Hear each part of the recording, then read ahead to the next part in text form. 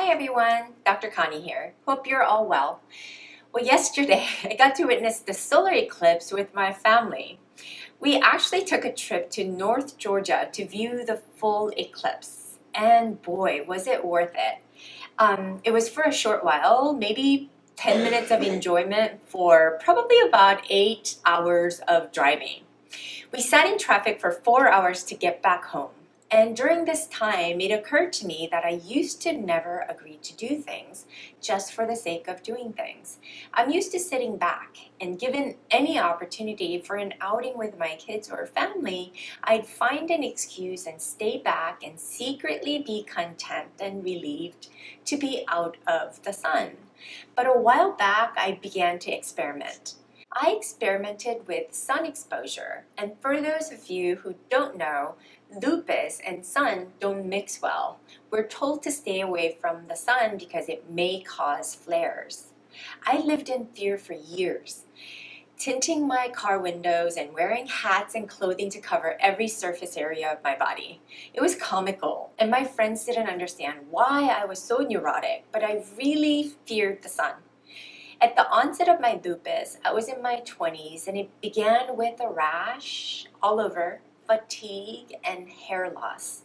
In truth, I can deal with the fatigue, but I couldn't deal with the rash and the hair loss.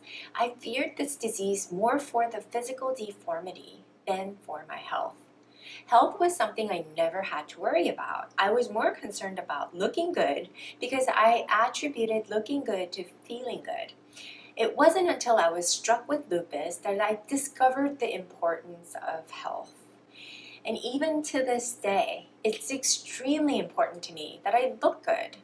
I refuse to look sick even if I do indeed feel awful.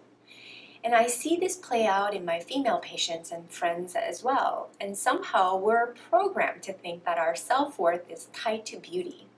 I don't know how I feel about that, but for the first time I realized it was what drove my behavior in the past as well as today. Somehow we feel naked without makeup. We need to have our hair just right to feel worthy, and all the clothes we wear.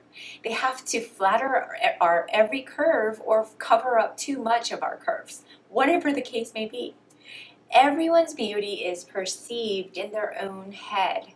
I have the most beautiful patients and friends willingly signing up for laser treatments or plastic surgery to fix whatever they perceive to be a flaw when they're beautiful as they are.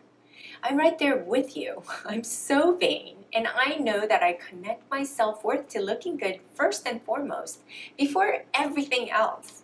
And it's truly what drives our behavior as females if you are brave enough to admit it. As I get older though, I realize beauty is so much deeper than your skin. Your beauty shines through when you're confident in your own skin and don't need any cover-up like makeup. I want you to know that true beauty starts from the inside. It starts with honoring and loving yourself first and foremost to begin investing in who you are. This does so much more for us than the temperamental cover-ups like hairdos, perfect nails, or even makeup. Once you can truly tie your self-worth to who you truly are, then your beauty will shine through just as you are. I do hope that this message finds you well because it's something that I finally understand. Thanks for joining me this week. I'll see you next week.